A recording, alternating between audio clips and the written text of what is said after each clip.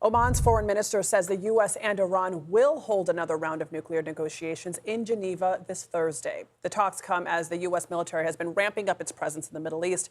President Trump has warned bad things will happen if no deal is reached with Tehran. Meanwhile, fresh protests erupted over the weekend there with anti-government demonstrations at several Iranian universities.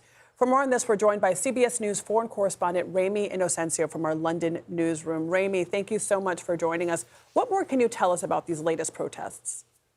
Adriana, yes. Well, sparks, again, is what we're seeing of anger and of hate against the Iranian government. And what we're seeing are the first mass protests against Iran's mullahs ever since they crushed those nationwide protests, which we reported on about a month and a half ago now. And these students, they're daring another crackdown. The new academic year we saw just started over the weekend. So students here coming together, even as the final death toll from last month still is not known, possibly into the tens of thousands, according to a human rights watchdog. But today, this morning, I interviewed one anti-government protester inside Iran, and we were able to confirm that. She said that their biggest fear is that the regime will survive, and then she did praise those students. Take a listen.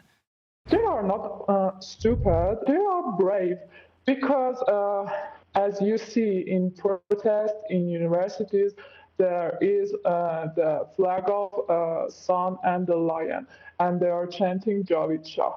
Okay, for both of these elements, they have death penalty in prison. So they are brave to do this. They are not stupid. But there were also pro-regime demonstrations that we saw, and at least one brawl that happened between those two camps. You heard her talk about the phrase Javed Shah, and that means long live the Shah, a reference here to the Shah of Iran, deposed about 50 years ago in the Islamic Revolution. And there is a very vocal movement that wants his son, Reza Pahlavi, to be Iran's next leader. And this woman in Iran, she told me that speaking out and speaking for example, Pahlavi, could mean death. But basically, she said that she has survivor's guilt. Here's another sound from her. Because I am so ashamed. I am, as human, so ashamed that other people go out on the street and got killed, and I'm alive right now. So I want my grief to be a voice for my people. And those protests, guys, are carrying on into today. It's now day 3 of this resurgence of those protests. All right. So publicly, as we've indicated, both sides are talking tough as the talks continue. There's been some reporting that the president hasn't made up his mind yet, that he may, if there's a deal, not go through with this military action. What is the likelihood of that, Ramy? Well, he gave some kind of timeline, right, of 10 to 14 days, and this was last week. But we are seeing that military pressure coming to bear here in the Middle East. The USS Gerald R. Ford through the Strait of Gibraltar earlier this weekend. In the Mediterranean now, this is the U.S.'s most advanced aircraft carrier, joining the Abraham Lincoln already there.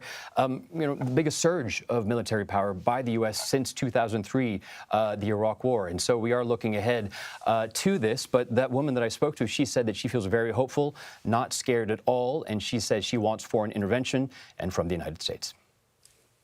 All right, Ramy, what a powerful interview to hear her say that she's ashamed. And it sounds like she also sort of, not only did she hide her appearance, Ramy, she changed her voice too. That is how dangerous. We modulated that for her because she did ask that in order to protect her own security. It's how dangerous it is to speak out about what's happening there. Ramy, thank you as always, my friend.